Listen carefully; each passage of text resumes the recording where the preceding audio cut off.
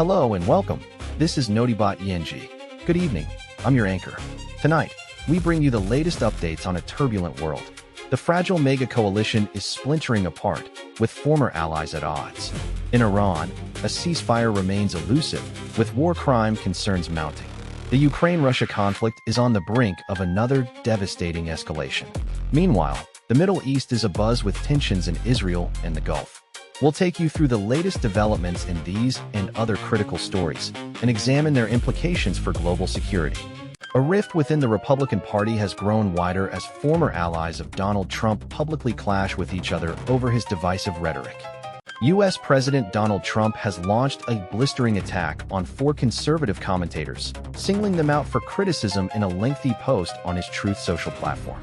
The 4 individuals, including 2 former Fox News hosts, Tucker Carlson and Megyn Kelly, have been vocal supporters of Trump's in the past, but have since diverged from his views on key issues.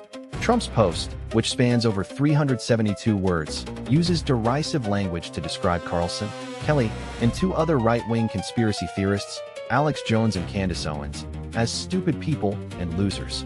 He claims that their views are now at odds with his Make America Great Again movement, stating that they are not MAGA and are instead losers, who he doesn't return calls to. The move has sparked a significant reaction from the commentators themselves. Carlson, who recently left Fox News to join the social media platform X, has stated that he still supports Trump, but feels sorry for him following the post.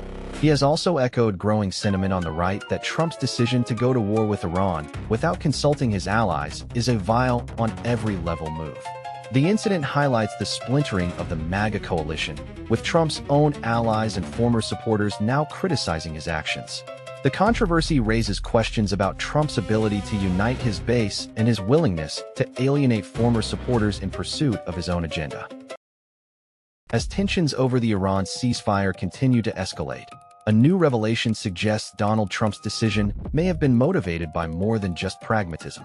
The United States and Iran have agreed to a 2-week ceasefire in the Middle East conflict, but experts say the deal may not be as effective as claimed. The ceasefire, which was announced on Friday, is seen as a temporary reprieve from the escalating tensions between the U.S. and Iran. President Trump has hailed the agreement as a major success, but critics argue that the deal is little more than a PR stunt. According to reports, the ceasefire was brokered by Saudi Arabia and the United Arab Emirates, with the help of Russian and Chinese mediators. The agreement calls for a halt to military actions in the region, but it does not address the underlying issues that led to the conflict in the first place. Trump has claimed that the Strait of Hormuz, a major oil trading corridor, has been reopened during the ceasefire, but this claim has been disputed by Iran. The situation in the Middle East remains volatile, and concerns are growing that the ceasefire may not hold. Human rights groups have warned that the deal could embolden the Iranian regime, which has been accused of committing war crimes in the conflict. The U.S. has also been criticized for its involvement in the conflict, with many arguing that Trump's decision to withdraw from the Iran nuclear deal was a major mistake. The ceasefire may provide a temporary breathing space, but it does not address the underlying issues that need to be resolved in order to achieve a lasting peace. As the situation continues to unfold, one thing is clear: the consequences of the conflict will be felt for years to come. As the Easter ceasefire in Ukraine hangs in the balance, a devastating escalation has unfolded, claiming the lives of at least 4 civilians.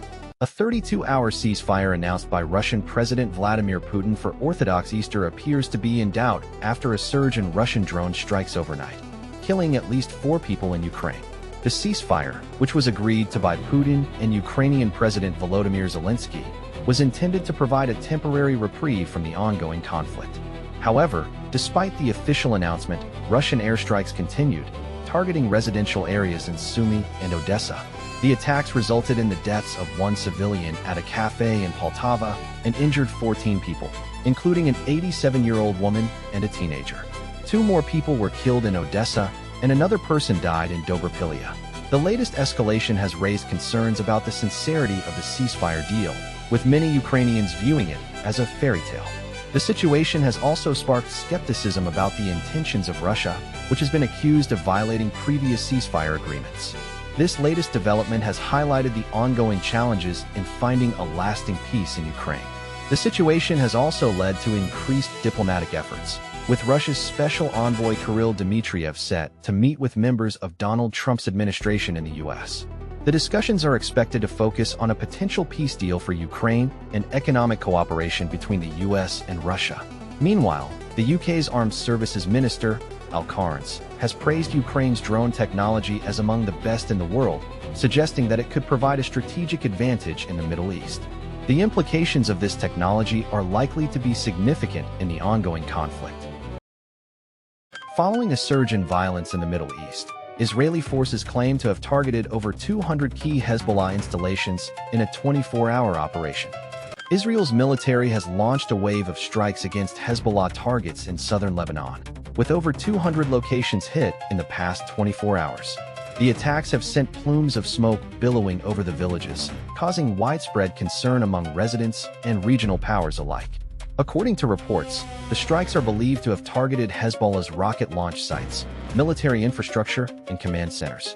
The Israeli military has not confirmed the exact number of targets hit, but sources claim that the scale of the assault is unprecedented in recent years.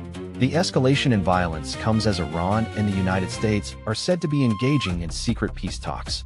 However, Iran's foreign minister, Hossein Amir-Abdollahian, has warned that Tehran will not participate in negotiations until Israel halts its bombing campaign in Lebanon. The situation has raised tensions in the region, with many fearing that the conflict could spiral out of control. Lebanon's Prime Minister, Najib Mikati, has urged calm and restraint, while the United Nations has appealed for an immediate ceasefire. The Israeli-Palestinian conflict has been simmering for years, but the latest developments have brought the issue back to the fore. The international community is watching closely, with many wondering how the situation will unfold. As the situation continues to deteriorate, it's clear that the world is holding its breath, waiting to see what will happen next. Moving to the Middle East, a significant development has unfolded in the region's most critical waterway, as the U.S. takes a bold step forward. The United States has reportedly sent its Navy ships through the Strait of Hormuz, prompting a threat from Iran to attack any unauthorized vessels. According to Axios, citing a U.S. official, several U.S. Navy ships crossed the Strait of Hormuz on Saturday afternoon, marking the first time the U.S. Navy has made such a move since the start of the war in the region. The move was allegedly not coordinated with the Iranian Navy.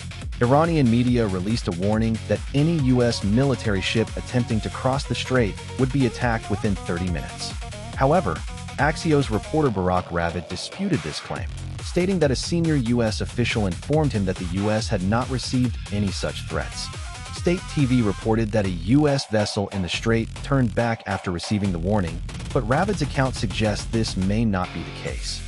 The incident comes after U.S. President Donald Trump announced that the United States is starting the process of clearing underwater mines from the Strait of Hormuz, a move he claims is a favor to countries around the world, including China, Japan, South Korea, France, Germany, and others. Trump stated that Iran is losing big after U.S. and Israeli strikes have decimated much of its military, navy, and air force capabilities.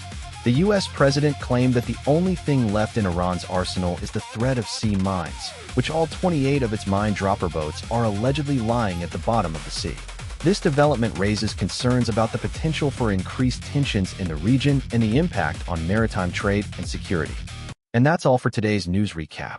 We'll keep you updated on the latest developments. Thank you for watching. If you want to stay informed, be sure to subscribe to our channel. We'll bring you the latest news from around the world every single day. Until next time, good night, and we'll see you again soon.